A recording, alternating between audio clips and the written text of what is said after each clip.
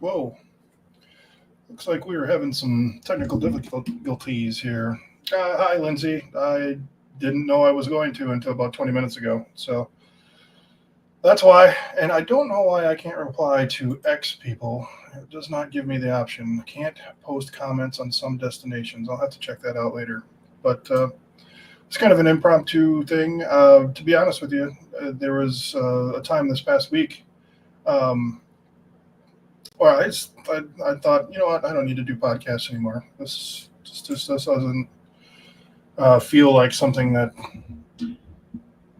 I don't know. It just didn't feel like and I think it has to do with a lot of life circumstances, great grandmother and family things going on right now. So I was a little bit down in the dumps, maybe feeling sorry for myself. I don't know really what it was, but it's been a stressful couple weeks. And my grandmother, for those that don't know, she was the one that raised me, so she's basically my mom. So and she has a hard time speaking when we go see her, and sometimes she's doing pretty good and in good spirits, and then other times she just seems like just a wet noodle laying there, just coming in and out of consciousness. So it's been relatively rough. But then today, my friend Lindsay sent me a video of somebody who had posted their first video, and it was the name of the channel is I Am Only Human, and Average Jen was the one who is doing it, and the name of the video is Greedy and Scary Social World, which amen to that.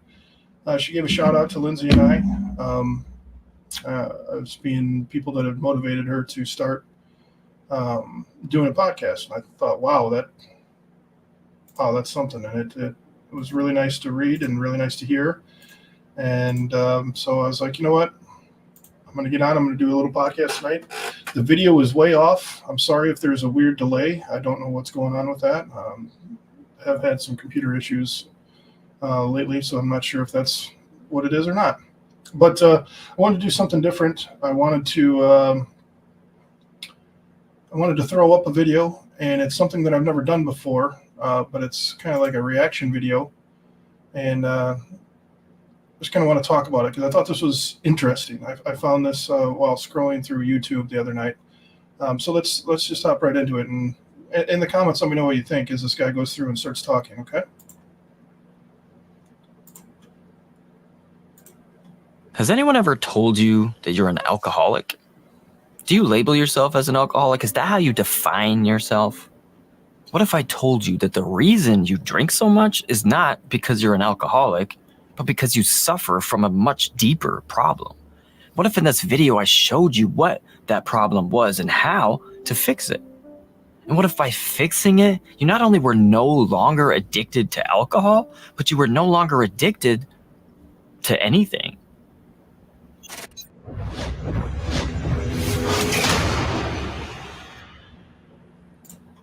So right away, this dude starts off, pretty bold, saying that he's going to. Oh, by the way, it's Neil Robinson. If you want to find his channel, I want to give him full credit for this video. I had nothing to do with it, but right away he starts making a pretty bold claim that he's going to explain to you why you're an alcoholic, and I thought that was interesting as I started. Did you know that most people who suffer from addiction suffer from multiple addictions? It's very rare that someone who suffers from addiction gets addicted to only one thing, one substance, or one behavior. So that fact alone is almost proof that just because you're addicted to alcohol does not make you an alcoholic. Alcohol is just one of the vices you use to deal with a deeper problem.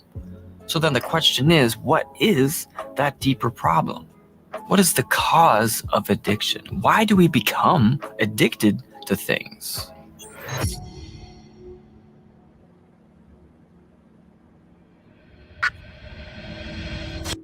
Instant gratification is the temptation to ignore a future benefit in order to obtain a less rewarding but more immediate benefit. It's the desperation to feel good right now, despite the negative consequences in the future. An addiction is the love child of your affair with instant gratification. Addiction is the habit you've created of resorting to instant gratification in order to feel satisfied. alcohol, tobacco, drugs, sex, porn, junk food, spending your money. All of these things have one thing in common. They are all easy ways of giving yourself immediate pleasure. But in most cases, they have negative consequences. But people choose the immediate pleasure because they believe they will just suffer without it. Think of it this way. Let's say I'm trying to sell this DeWalt drill on Facebook Marketplace. In its current condition, it's worth like $80. But let's say the first person who responds to my ad only offers me $20 for it. If I desperately needed the money right now because I was broke and needed to eat, I would probably take that $20, even though I know it's worth more. But if I didn't need the money, I could afford to wait until someone gave me the $80 for it. And that is exactly how I look at instant gratification. Yeah, amen to that. See, I can relate a lot to that. There are so many things that I've had in my life that I have sold. Going through addiction, like I needed more money to feed my addiction, so I would sell things cheaper. And maybe this is a bad analogy on my part, but I would sell smartwatches. I used to have a pretty decent dart collection that I'd gotten from a friend. I'd sell darts. I'd sell baseball cards. I sold my 30-40 Craig rifle. It was the first rifle given to me by my grandfather because I needed money in a hurry. But having that money in my pocket made me feel really, really good. It made me feel really good. And I felt that I was so desperate for something, needing something to feel good about, that I would do these things. I would sell my drill for $20 when it's worth 80. I would sell my gun for $100 when I could get more than that for it. I would do all those things because I needed that instant feel good. And that's why I would chug alcohol the way I did. That's why I would do the things that I would do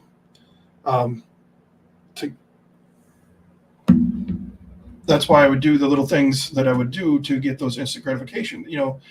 I was talked about it before when I would chug that half pint. I get that half pint in me. Within seconds, I felt fucking great. There was no way the alcohol was in my system and doing anything to me as far as affecting me. It was that instant gratification, knowing that I have it, knowing where I'm going and what's to come, made me feel so damn good. And I just didn't have anything else to make me feel good. There were things that made me feel good. My kids and, family members and friends, those things were making me feel good, but they weren't there all the time. They weren't constant. And I needed that shot in the arm all the fucking time. Let's keep listening. It's choosing a less rewarding but more immediate benefit because you are unable to wait for a more rewarding future benefit. People who suffer from addiction are desperate for instant gratification. They are desperate to feel good right now because there is not enough good in their life for them to be able to deprive themselves of the things that give them instant gratification. Maybe I want to comment on that. There was plenty of good in my life, but it just wasn't right there and right then when I needed it. Alcohol could give me that.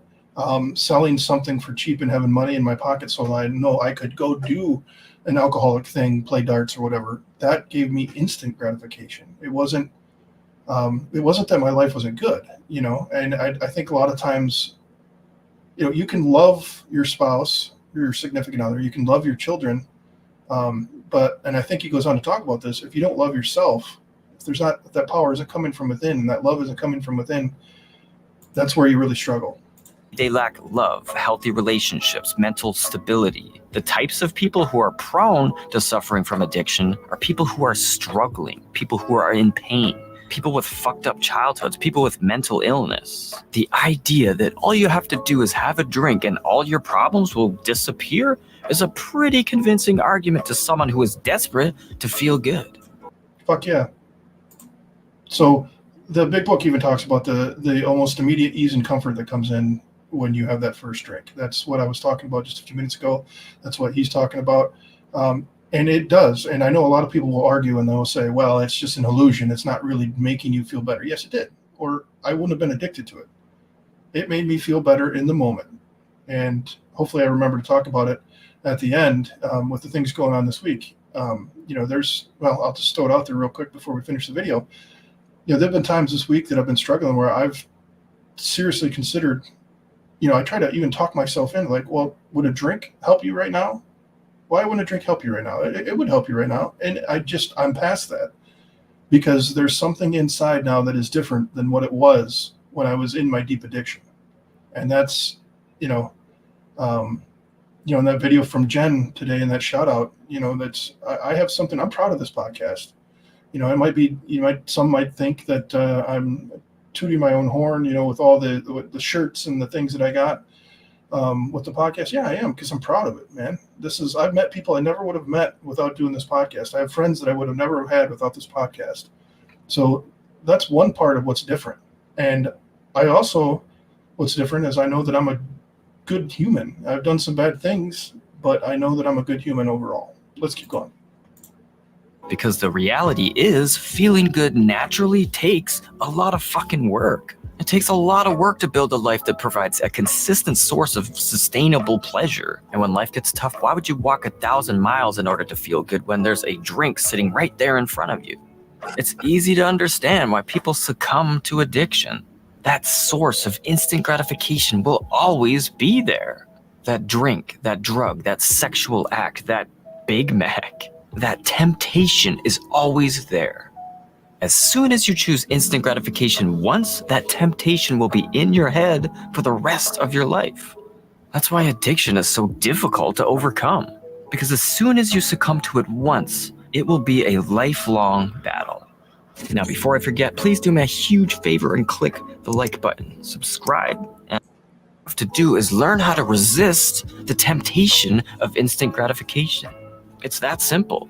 And to resist it, you need to have things in your life to fall back on. A safety net when times get tough. Things in your life that will support you while you deprive yourself of pleasure. These things could be anything that gives you inner strength. Things you are passionate about, hobbies, goals, dreams, aspirations, people, relationships, loved ones, family, friends, spouse, your kids, love for yourself, be kind to yourself, self-acceptance, self-respect. All of these things will help protect you while you deprive yourself of instant gratification. The bottom line is, I don't believe you are an alcoholic. I don't believe you're a drug addict. I don't believe any of those labels are accurate. The only thing I think you are addicted to is happiness, just like everyone else. Every single human on earth just wants to be happy. So kind of ended on that because I think that's pretty interesting. And I know, a lot of people hear that you're not an alcoholic and you're not an addict. You're just deprived of happiness. That's what you're seeking and that's what you're trying to find. And boy, that will probably blow the gasket off some heads. I don't know. I don't know how I feel about that. That's the second or third time I watched that video before playing it on here. And by the way, I want to say thank you for everybody watching. There's 23 people watching right now, and that's amazing. Right?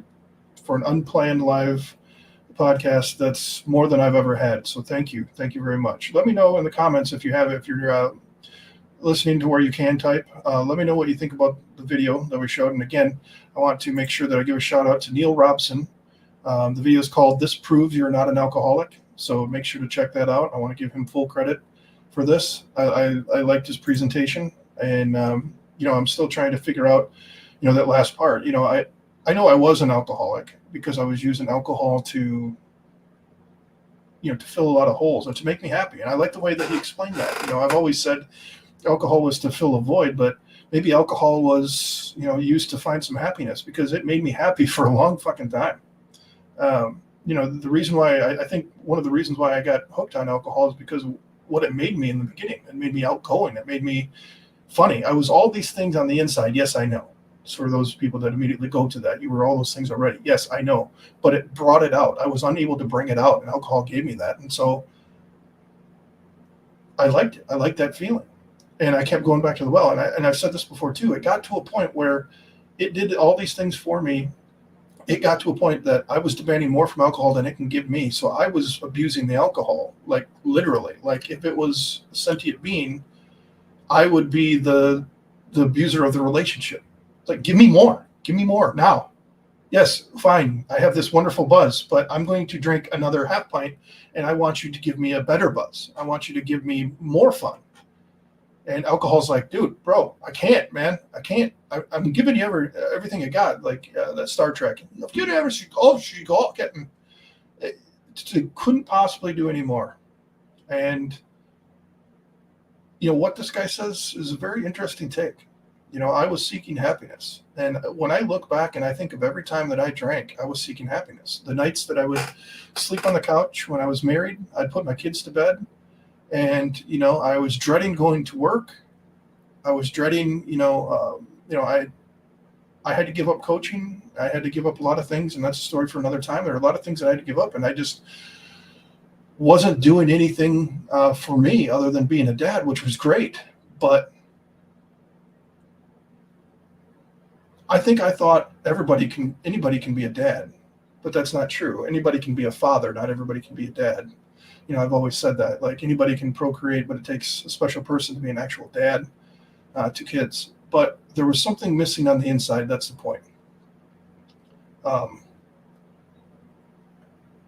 And none of that mattered when I would sit down. I had my iPad. I'd turn on Supernatural, my favorite show, and I would slam a half pint, and that warm feeling, that instant gratification that the guy talked about in the video, it would overtake me, and it was instant, just like you said. And none of that mattered. And so then I had a ritual. It would be 4 half pints that night. I'd sleep. I'd wake up hungover. I'd either park somewhere and recoup before I went into work, or I'd go to work, get everything going, and then leave and come back. It was that instant gratification was worth far more than that hangover and risking getting in trouble at work for being still drunk or hungover. That instant gratification was needed so much to get me through, to help me get through each day, something to look forward to. You know what I mean? That was what I looked for. And it sounds so sad when I had 2 beautiful young boys sitting at home, but I would play with them. I would give them baths. I would feed them. I would do all the things that a dad did. But when they went to sleep, I wasn't taking care of them anymore. And so I needed something for myself. And, you get this gratification that he's talking about. A lot of these things are long-term. I ended up coaching, before the wheels fell off of my alcoholism, I ended up coaching a college baseball team one summer. And that took 13 years for me to get to that level.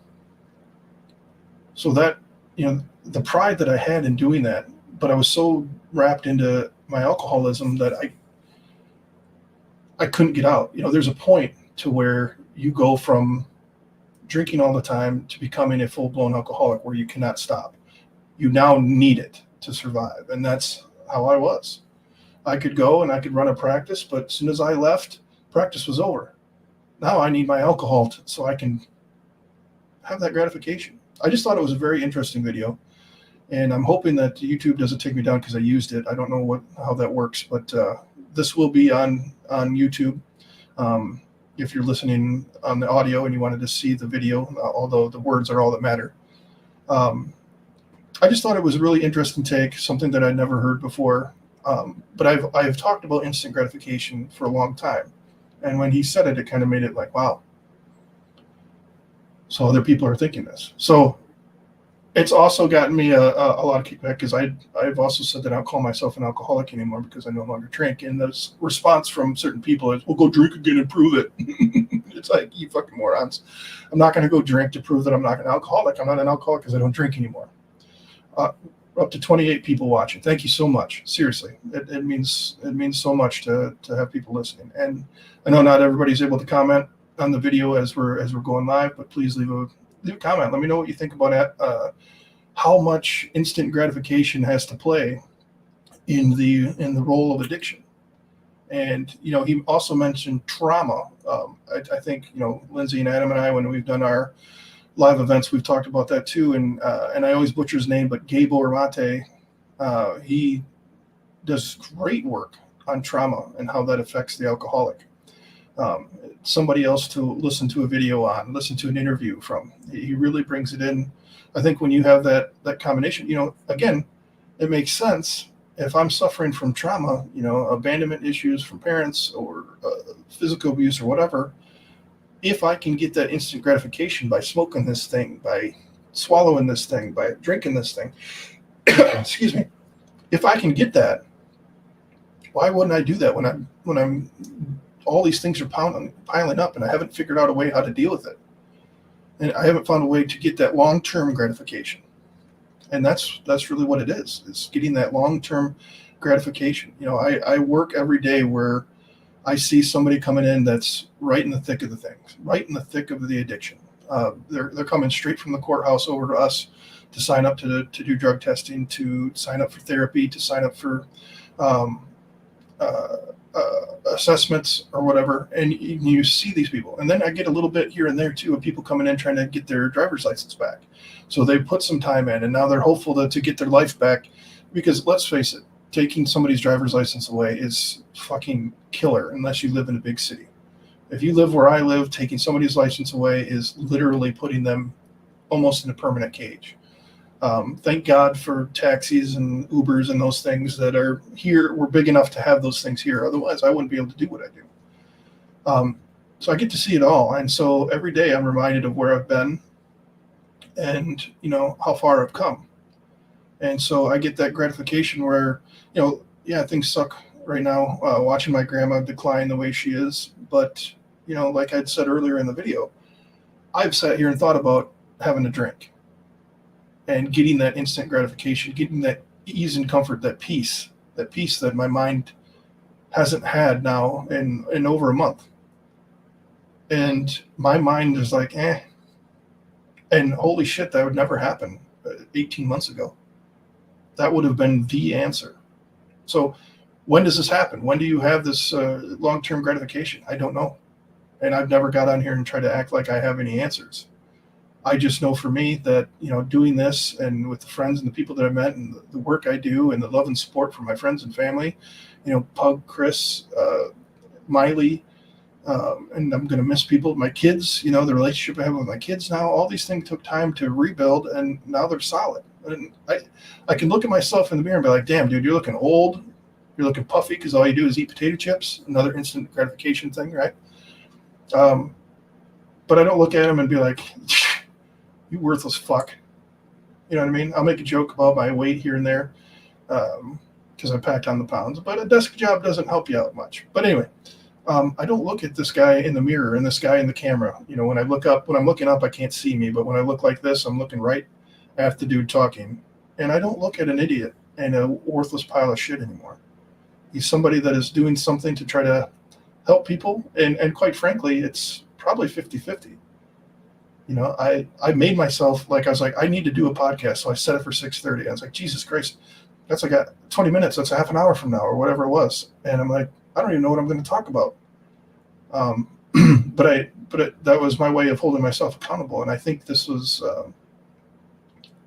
pretty good. And I feel really good about it. I'm also sporting some things that make me feel good. MUFON is a mutual UFO network that's sporting a little bit of my paranormal side. Thank you, Lonnie. Really appreciate that. And thank you again for the intro, my friend. And then I got my Austin 316 shirt, my guilty pleasure, the WWE. That thing's cooking up. I got a lot of things I look forward to tonight. And, there have been times when drinking's been on my mind. And then I look back a couple hours ago and I was like, holy shit. I was thinking about drinking, and now it's just gone. And now I'm at home and I'm doing something else that has nothing to do with drinking, and I'm completely satisfied. So if you're listening to this and you're looking for that instant gratification, just try to find something in a drug or drink. Just try to find something to distract you. Make a phone call to somebody. Play a game on your phone. Watch your favorite movie for the 10,000th time. Excuse me. Get through that. And like he said in the video too, like the instant gratification, I mentioned the chips. I got 3 bags of chips open right now. I got 3 bags of chips open that I go out and I'll grab a handful or more, or just start scarfing out of one, put it away, and then 10 minutes later I'm gonna go get another one. I'm still struggling with those things. But while chips are not good for me, it's not killing me and ruining me like alcohol was. So, now it's time to take care of the chips thing. But you can handle these things once you get control of the addiction that is really ruining your life, whether that be a drug or drink, or maybe a sex addiction or gambling, and you're losing all your money. Focus on those things. Find something. Start building on something today. Like somebody said this quote a long time ago, and I love it. Do something today that tomorrow you will thank you for. And all that work that I put in for all this time leading up until today, I thank that dude that went back to treatment again. I think that dude that made that decision to go to treatment on my own the first time. And while it didn't work that time, it started building something to where I am today. And I don't have anything figured out, but I'm better than I was. So thank you so much. All the way up to 33 people listening. What kind of chips?